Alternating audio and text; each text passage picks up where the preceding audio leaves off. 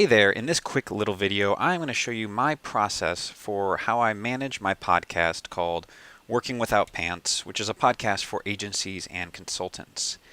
So I actually manage this whole process on my own with some contractors that I hire.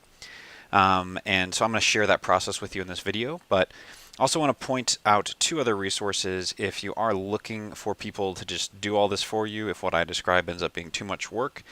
There's two great companies. Branded Pod is one that does some great podcast production, and Podcast Motor as well is another great site that can actually do all this for you.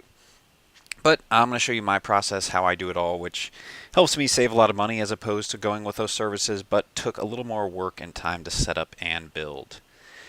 So again, my podcast, we're going on 87 episodes here. I got quite a few going and a bunch in the back queue. And I'm actually at a point right now with my podcast where I basically do nothing other than the interviews. So when you click on a podcast episode, you'll see this whole entire description.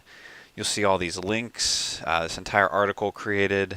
The podcast has been uploaded to everything online. It's on SoundCloud, and I don't do any of that or touch it. It's all completely been streamlined.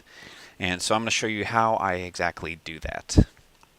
So I manage my entire process through Trello, which I actually do all of my content through Trello here.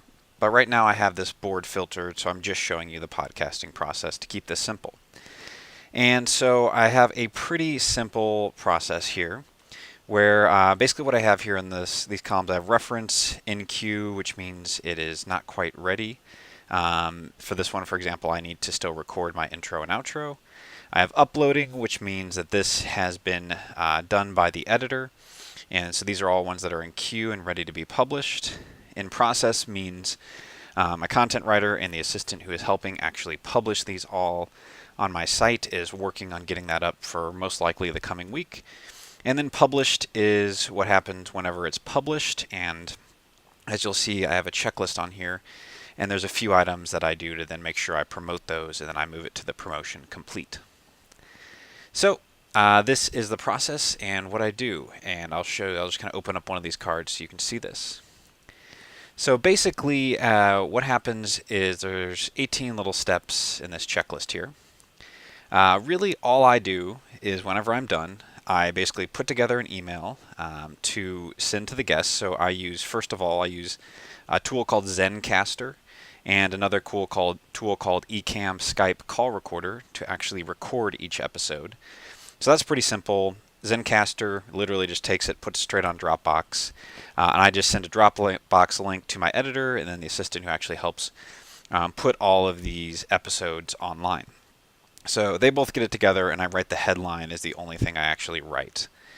I send that email to a thank you email to the guest, and I send an email with the audio files, the Dropbox links, and the headline to Jeff and Chris, who are my editor and individual helping out with these.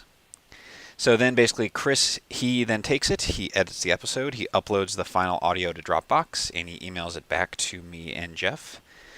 At that point, Jeff takes it, he listens to the show, writes a podcast description. He then coordinates with Chris if he noticed there was any errors or mistakes or anything that ever kind of slipped through, which time to time will happen.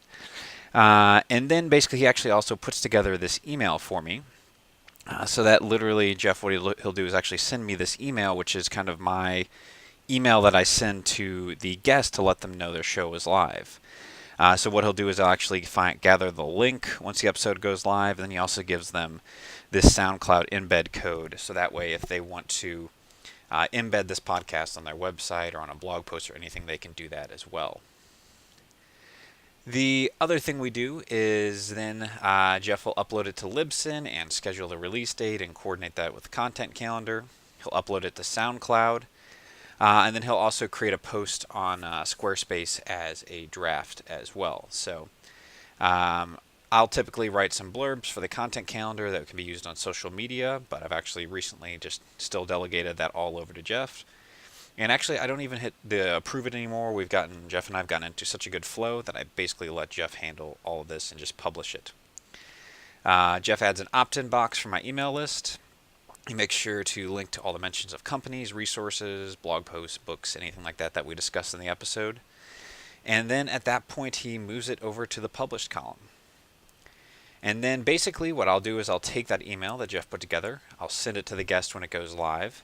Jeff puts it on my Facebook page, he puts it on Twitter, he puts it on LinkedIn, and then I actually send it out to, I need to change that to Drip, and send that out to my email list if it's an episode that I want to do more promotion on. And so that's pretty much it. And so as you can see, I literally don't do that much in this at all other than the interviews. And so it just keeps the process really streamlined, really minimal work. Again, there's these other services if you want more, but thought this would be helpful for you to see just in case you want to go and actually build out your entire process on your own.